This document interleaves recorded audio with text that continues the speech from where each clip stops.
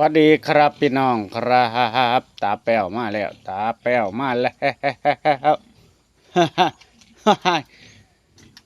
นี่ยินแต่เสียงห้องพี่น้องเลยนี่ยินแต่เสียงห้องนี่เด้คือว่ามันเสียงนกก็จะเสียงนกเอียงนกอย่างเงี้ยมันแอวมันเอื่นกันหน่อยผมก็เอะใจอยู่ผมก็ทำความสะอาดอันนี้ไก่เสยอยู่ภาชนะไก่มาเห็นแต่นอนกองเอเล่อยู่ โอ้ยพี่น้องบ้านได้10 โตเด้อบ้านนี่จังแห้งบ้านลูกเจ้าบุญรอดครับลูกเจ้าบุญรอดรุ่นแรก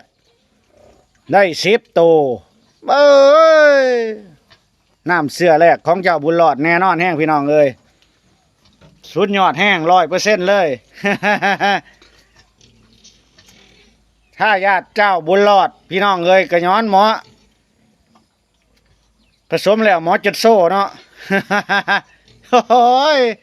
10 โตพี่น้อง10 โตเด้อหมันคักบาน